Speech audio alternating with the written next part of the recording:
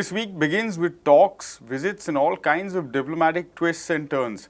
A big summit is taking place in Lithuania, where NATO member states will discuss primarily, of course, the Ukraine war and the role of the military alliance in it. They will also, without a doubt, discuss China and the Pacific. This comes just after a high-ranking US delegation visited Beijing and a long period of disengagement was broken. Is NATO likely to make decisions and not just declarations in Vilnius? Will the Pacific become the new flashpoint as the US intensifies its trade war with China and couples it with a policy of military encirclement? These are some of the questions we are asking our reporters on this episode of the Daily Debrief, coming to you from the People's Dispatch studios here in New Delhi. I'm Siddhant Ani, and first up on the show, like I was saying, US President Joe Biden is on a trip to Europe. He's met with the King of England and the Prime Minister of the United Kingdom, Rishi Sunak. He's on a three-nation tour, which of course includes the NATO summit hosted in Vilnius. He will deliver a key speech there on Wednesday night that will outline how the United States is likely to approach Ukraine's push to join the military alliance, of course, and how NATO will continue to support the Ukrainian war effort. With lack of unanimity among its members, the president already hinted that the time may not be right for Ukraine and NATO. Russia, of course, has meanwhile accused NATO of sponsoring terrorism, and the US decision to supply cluster munitions to the Ukrainian military has been widely criticized. Abdul joins us now to talk more on this subject. Abdul, I suppose we can start with where Joe Biden has started, which is, of course, in London, the capital of the United Kingdom. He's met with King Charles as well as the Prime Minister, Rishi Sunak. Anything of substance, of value from this part of the trip, and then we'll get into what is likely to happen, of course, at the NATO summit later on. It seems that Biden's visit to UK is just a stopover. He's basically visiting the NATO summit, which is going to be in Vilnius. Before that, of course, there is one day which basically he spent times with Rishi Sunak and meets the King Charles. And if you see the agenda on that, primarily with the agenda with King Charles is quite clear. Meeting with him for the first time post-coronation and talking about climate change, given the fact that King Charles used to be a climate activist. Okay, that is one part of it. As far as his meeting with Rishi Sunak is concerned, there is no specific agenda related to UK. If you see Rishi Sunak's statement, he emphasizes that UK is one of the he says the most important trading partner, strategic partner for the United States. None of these seems to be true. If you see what has happened in last few decades, UK has, and particularly post the Brexit, the UK's relevance in terms of US geostrategic and even economic calculations has gone down. And it is the UK which is the desperate partner, which basically tries to impress US in whatever way possible. So given all this scenario and given the fact that this is not an official visit to the UK and it is just a stopover before Biden reaches Vilnius, there was nothing concrete on the agenda apart from the talks, as I mentioned before, about climate change with King Charles. Yeah. So, okay, we'll move on then to sort of the meat of this conversation, which is regarding what is likely to happen at the NATO summit. Biden has already given out clear indication that it's almost all but impossible that Ukraine will be inducted as a member of the alliance. So just take that from a starting point and tell us the most recent developments on the political front in terms of what's been happening with NATO. Well, given the record of Biden in last 3 years, you should never take his words on face value. When he says nothing will happen or this particular thing will never happen, that thing is bound to happen some days down the line. If you see, he said Ukraine will not get fighter jets. Ukraine is getting fighter jets. Ukraine will never be provided with cluster bombs. He announced before his visit that Ukraine will get cluster bombs. And as far as the NATO's membership, Ukraine's membership in NATO is concerned, there are already talks. If you read the reports, they are quite clear that all the members, including the US, is quite sure about that Ukraine will get membership. The only disagreement is over the timing, whether Ukraine will get the membership now when the war is on. That would mean that NATO will have the primary responsibility to defend UK. This is another point, that it is the NATO which is fighting the war in Ukraine against Russia. But a formal declaration of war against Russia is something which none of the NATO members are willing to do at this moment. And that is the reason that Ukraine's membership to NATO at this time is basically opposed by Biden. Before he started his trip, he very clearly, of course, nothing is clear, but he gave a clear hint that his membership, US is willing to vote for Ukraine's membership in NATO, but this is not the time for it. And I think that was one of the major point of discussion during his visit, his meeting with Rishi Sunak also today. On the first day on his this trip. And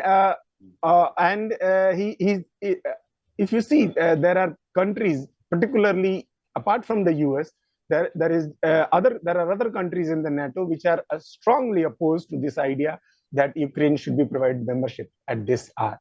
But as far as NATO in general is concerned, there is no disagreement about Ukraine membership. If you see, Zelensky visited many countries before this particular NATO summit, and wherever he visited, it seems that there was a kind of positive response to his demand that Ukraine's membership to NATO should be considered. Though the statement, the reporting is questionable, today many newspapers have reported, on Monday, many newspapers have reported that Erdogan, Turkish president, has basically agreed and in fact even campaigned for Ukraine membership to NATO, which is not true. What he said, that once the war gets over, Ukraine should be considered for the membership. So you see, this is, in general, the larger point is, till the war is ongoing, Ukraine should be provided with assistance. Now, there are disagreements over that also. We can talk about that. Sure. Yeah. But Ukraine's membership should not be on the agenda at this moment. It will be considered in future. Yeah. Finally, of course, Russia has, at this time, ahead of the summit beginning, accused NATO of state-sponsored terrorism. It lists multiple events, including a drone strike on the Kremlin as part of that state-sponsored process, which the Russians say could never have happened without NATO being sort of complicit in the entire thing.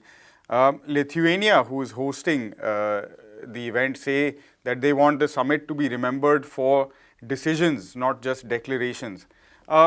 So, given the sort of overall political scenario that you've outlined, what is likely to happen in terms of both those processes, whether decision-making, declarations, and what is the kind of response or kind of talk we're hearing out of Russia as well?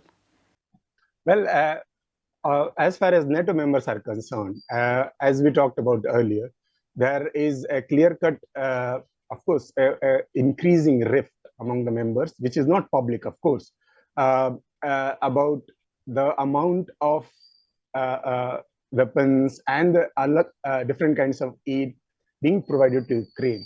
Most of the NATO members are not doing economically well at this point of time, and they basically want to cut it down. But under the US pressure, and basically they are forced to supply part with some of their wealth and weapons with Ukraine. So that, of course, will be a matter of discussion in whether what amount of help is expected from all the members of NATO, whether the US should take the primary response as it is already doing, or it should basically pass it. US also wants to pass as much responsibility to other NATO members as any other NATO member is trying. One. The second thing is, there is another issue which is important in this thing about Sweden's membership, pending membership to NATO. And Erdogan was, I was talking about earlier, Erdogan seems to, again, there is a misreporting. Erdogan, there is a talk that Erdogan is willing to consider Sweden's membership if there is a Kurdish issue resolved, or now there is another issue which basically has come up which is related to the burning of Quran and so on and so forth. But none of these are important issues. If you see Erdogan's statement, he's referring to two things which basically needs to be discussed, will be discussed, of course, not if not formally on the platform of the NATO, but during his bilateral discussions with Biden and other leaders about his country's membership bid to EU. One should remember there is a long history of Turkey trying to become a member of EU, and in 1999, there was a kind of EU also agreed for Turkish membership to some extent. That needs to move further. That's one condition which now has emerged from Erdogan's side. And apart from that, there is also an issue of F-16. There are contradictory statements on that, whether Turkey should get F-16, and that should be the reason for NATO's membership. Erdogan agreeing for Sweden's NATO membership or not. There are contradictory statements there also, but that is one of the issues which will be raised. And the last and most important, important thing as far as the NATO is concerned, as I said before, what amount that can also be decided. What kind of weapons, whether F-16 will be provided to Ukraine or not, maybe we don't know. As far as Russia's part of course, Russia has maintained the position it has basically quoted since when it basically started its operation in February last year, that Ukrainian membership to NATO basically would mean declaration of war by all the NATO members against Russia. So far, it is Ukraine versus Russia. It may become NATO versus Ukraine, NATO versus Russia, the moment Ukrainian membership is considered, given the fact that none of the concerns which Russia has raised vis-a-vis growing right-wing assertions in Ukraine, whether the condition of the people in Donetsk and republics, Russian-speaking republics in Ukraine, whether it is the security of the Russian borders, expansion of NATO towards it, on all these points raised by Russia, NATO has not responded positively. Even Ukrainians have not responded positively, and there has been complete reluctance and, in fact, attempts to kind of scuttle all attempts to find a peaceful resolution of the conflict as well. So those grievances remain. When Russia is concerned, apart from the terrorist attacks and other attempts to sabotage within Russia, that is one. Cluster bombs, another issue, which I think none of these Russian concerns, this is my, you can say, hunch, that none of these issues raised by Russia will be considered in the NATO meeting. It will be basically another step towards a disaster in the region and for the global politics, given the fact that NATO is on a mission, it seems, of some kind. All right, thanks very much, Abdul, for that quite comprehensive, I think, picture of what might happen over the course of the next few days in the Lithuanian capital, Vilnius. And irrespective of what happens, of course, on the European front, the other topic that will come up for discussion at the NATO summit definitely will be what's happening in the Pacific. And China, therefore, will play a central role in that. So we'll be talking next to Prashant on the US Treasury Secretary and her delegation's visit to China, to Beijing.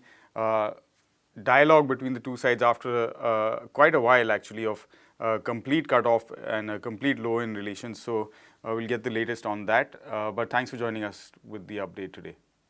After a long period of no dialogue, cancelled trips, chip wars, and bizarre controversies over unidentified flying balloons, high-ranking officials from the United States and China, including Treasury Secretary Janet Yellen and Chinese Vice Premier He Lifeng, have finally met. Yellen called the talks, and I quote, direct, substantive, and productive, and believes her trip puts the relationship between the two countries on a surer footing. But the Chinese news agency Xinhua indicated the deep rifts that continue. The Chinese side naturally voiced strong opposition to US sanctions and other restrictive measures, specifically targeting the country. Prashant is in studio now to talk more about that and what else might have transpired on this visit. Prashant, of course, dialogue is a good thing, so we can start there. What positive steps were made? Right. So I think, Siddhant, we need to see this in the context of the fact that the Biden administration in recent times has made some positive noises about, the relationship between the United States and China. So it's in this context that we need to see this. We know that Antony Blinken visited China a while ago after a trip that was initially postponed because of the whole spy balloon incident. Janet Yellen now visiting China. John Kerry, the US president's climate advisor, is supposed to visit. And there's going to be a discussion on the climate issue where the US and China have a huge role to play. Yeah. So that in that sense, it's positive. We know that the discussions that took place were quite extensive. In fact, longer discussions than were originally planned.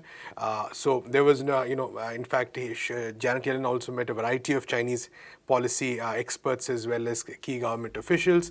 Definitely that bringing forward. And again, we need to see this in the context of what the Biden administration has been saying, that it does not want to decouple, which means separate from China, or separate its economic links from China, but what it's called de-risking, which is supposed to be a less intensive or less aggressive way of countering China as far as the US is concerned. So it's in the context of this whole de-risking narrative that Janet Yellen has visited China. And of course, a lot of the talks were about trade, they were about commerce, they were about some of the key aspects in the US-China relationship, which have to do with business.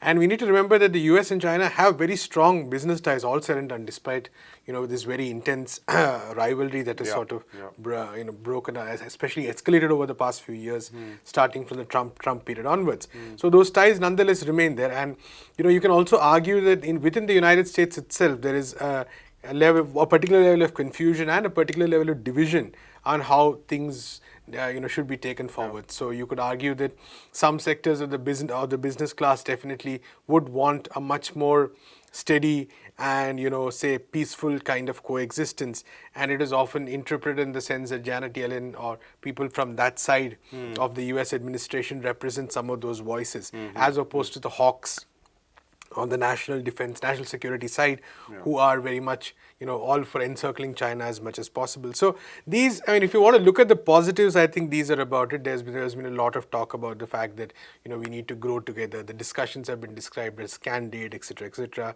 Of course, no conclusions coming out of these discussions, but nobody expected any conclusions in the first place. And I think observers on both sides have pointed out that the positive that was expected out of these discussions were the discussions themselves, right? So that was very much the sentiment as she went in, and that's exactly what has happened as she has left the country as well. So that's what you would see as, if you want to look at the positives that sense. But I think the fact remains that the barriers that are very much there for this relationship, they have not really been sort of broken or anything of that sort. And I think as much as some sections of the United States would want to talk about, say, China being, continuing the business relationship, etc., etc. It's very difficult to see that going ahead when you look at the kind of restrictions that the United States is placing on China, and China is being forced to respond with very similar, with some of those restrictions as well. So, for instance, there was this very interesting moment where Janet Yellen says that, okay, we are placing restrictions on you, but we assure you that they're very narrow. We are going to make them very narrow, and specifically on sectors related to, U.S. national security, by which she basically means the semiconductor supply line related issues. So, that's those kind of barriers are not really very easy to break. Of course, not to mention the larger issue of security and all that, which you can come to, of course. But I think overall, it's like we said, it's good that discussions take place, but a lot more needs to be done before, the idea that the world is big enough for both these countries, which is something the United States has been pushing. That sounds great on paper, but in practice, that is absolutely not what has been happening. And also, perhaps some of this posing fresh barriers to future talks that will happen, particularly on climate-related issues, like you were saying in the context of Kerry's future visit. But the security aspect needs to be talked about, because that is completely contradicting any peaceful coexistence idea. The NATO summit we were talking to Abdul earlier about, and it has been outlined that China is a specific threat. Absolutely. I mean, one aspect, of course, is the military aspect, but also I think the United States is also looking at national security in the context of its economic supply line, so to speak, specifically the semiconductor sector. So a lot of the restrictions have to do with this sector, because that's clearly both sides have identified that as perhaps the key driver in the future. And a lot of the US restrictions are focused around that sector. And this really, demolishes this whole talk of, both of us can grow together, because if one country is determined to hobble another country when it comes to such a key technology in the future, then really the question of how do you sort of cooperate or work together really kind of comes up. And we know that during the Trump period, tariffs were imposed. There was hope that maybe when Biden comes, there would be a less aggressive approach. That has absolutely not happened. The United States has continued to do so. And of course, then this is followed by what has been happening in the larger region as a whole. We know that the US is heavily investing in the Quad, which is also a security platform. We know that it has been heavily engaged in negotiations with Japan and South Korea to strengthen the mutual defense architecture over there, which is again which obviously China would feel worried about. The fact that there have been instances of planes coming close to each other. Why do US forces need to be in that region is really a question, but they say it's freedom of navigation. So all these are, I think, very significant aspects that need to be sort of considered. And then of course there are sanctions, like I said. So when all of these exist, it's very difficult to sort of say that, okay, let's, all these are there, but let's try to talk about the positives and the economic aspects. So I think that's what's going to haunt the negotiations between these two countries for a while.